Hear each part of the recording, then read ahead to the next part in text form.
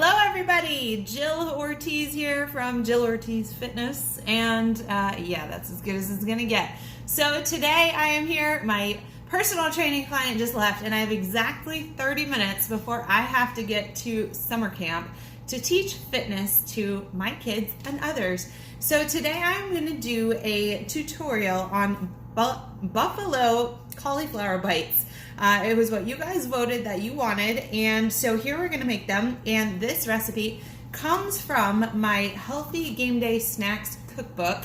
I do not use cookbooks if they're not printed, so I had them printed and bound, but I do have it via PDF, so you can download all of my awesome game day snack recipes, which will help you because then you won't feel bad about not eating chips and dips and all that stuff. You're just gonna make healthier versions of all the stuff you really love. So this one is actually courtesy of my sister. I had seen her post this and I said, can I add this to my cookbook? She said yes. So she gave me the recipe and a beautiful picture. And so you are not only going to get this, you are going to get access to the recipe, the whole cookbook, and an entire PDF of cauliflower recipes.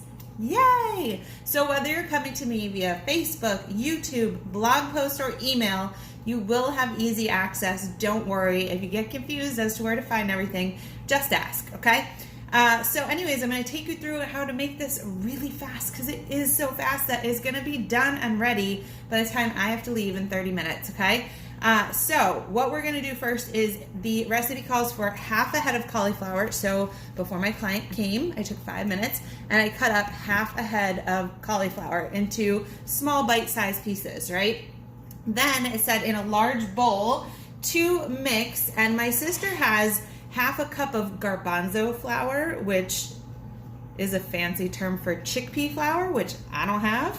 So what I did is I always say when in doubt, when you don't know what flour to substitute, just mix a bunch of different flours. So I took a half a cup and I filled it with a spoonful of white flour, which I always just keep that bleached, enriched white flour for when I bake, because every time I bake trying to use other things, it comes out awful. I put in a spoonful of almond flour, which I use sparingly because it's expensive. And then I also use a spoonful of coconut flour because sometimes when you try to make things with coconut flour, they just don't work. So I did a mixture, right?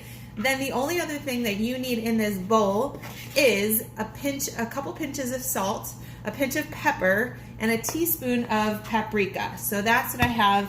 The only salt I buy is Himalayan pink sea salt. I have black pepper and paprika, right? So I put those in there too. The last ingredient that goes into this bowl is milk. So again, I make a little mix. So I took the cow's milk. We had skim milk in our fridge. I did half of that, and I also had cashew milk that I make on my own here with my plant-based milker. And so I just did half and half. Who knows? Keeping it a little healthier, a little less dairy, and still should come out okay, right? It says that you pour those together and you whisk, which I don't like to get a lot of things dirty, so I don't whisk. I just spoon stir. So maybe it would be better if you whisk it. I don't know. I don't want to get my whisk all dirty, so I'm just going to mix it, okay? So this is to make your batter, all right? Now what I didn't tell you was before I started preheating my oven to 400 degrees. So it's right now at 240, right? So by the time this is ready to go, that will be ready to go too. All right, that is all mixed up. It's gonna get a nice looking color because of the paprika. I also took out a cookie sheet, lined it with parchment paper, and sprayed it with cooking spray. That was the next step. All right, next it says, so what it says is this should be like a batter. And if it's too thin, then you add more flour. If it's too thick, you add more milk. Very simple, right? So what it says to do is to toss the cauliflower in the batter until all the pieces are coated. So you're gonna put all of it in at once, right? That way it's gonna get all evenly coated. It's gonna, I just dropped one. I'm gonna rinse it. Good thing the cleaning girls just came. All right, there we go, right back in. So I am just gonna toss this around in the batter so it gets coated, evenly coated. It's okay if it's not perfectly coated. We're going for best we can. We're going for healthy and quick, right? Because who's got time? Not me, for more than this. All right, so I'm just gonna mix it all up. I'm trying to get it nice and coated, evenly coated. Now, if you're like a salty person, you like more salt, more pepper, more paprika, you like different seasonings, maybe you like garlic powder, whatever it is that you like, just throw it in. Like, I always find that recipes are a basis for what to do, but not exactly for what to do, unless you're baking. When you're baking, you got to kind of follow the recipe. Otherwise, things go wrong. Okay, so I am all coated here. Everything is even, everything is covered, and I've sopped up all of that batter per se, right? Check that out. Good? Okay, so now I am going to put these pieces, and I don't like when you like pour it out and then it gets all like, I don't know, spread all over. So I like to take the pieces out and plop them on, because we have a minute left anyways before that gets to 400. So I just like it to be neat. I don't want to like pour it all on and then spread, because then all this batter ends up all over the place and probably falling off the cauliflower. So I'm going to try to give it room too. I don't want the pieces like all over each other. I'll make sure that the rest of this kind of gets up the rest of the batter here. How simple is this, right? These are all things I had in my house, which made this recipe really easy and simple. Okay, and I'm not going to take you through to the end, so I'll just post a picture of what they look like, and I'll tell you what my plan is for them. Now, you could have said, so why didn't you cut the whole cauliflower head and doubled the recipe? It's because I like it to taste crispy and fresh. And this is not one of those things that I necessarily want to put the leftovers in the fridge and have later. I like to have it when it's hot, right when it comes out of the oven. So I don't want to make too much. And literally, I can have an entire, like, I can have a half a head of cauliflower by myself. It's not a ton of calories, right? All right, so that's at 370. Let's see what it says. It says, spray the baking sheet, arrange the cauliflower with space between each piece, and bake for 15 minutes, okay? Then you're gonna carefully flip to the other side. I'm just gonna put it in now because it's at 380.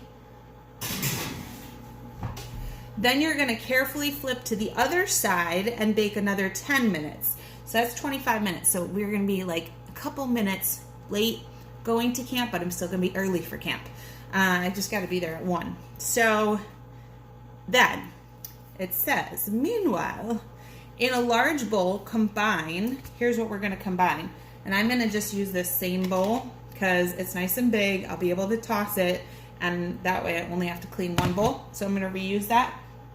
2 ingredients: honey, so they're not vegan, vegetarian, and buffalo sauce, whatever one. This one's called Texas Pete. You can use whatever buffalo sauce you like. So it says to use half a cup of buffalo sauce or hot sauce or whatever, and a tablespoon of honey. So this is gonna get that nice sweet and sour, kind of tangy, hot, sweet flavor, right? So you're gonna mix those in your bowl after you wash it out.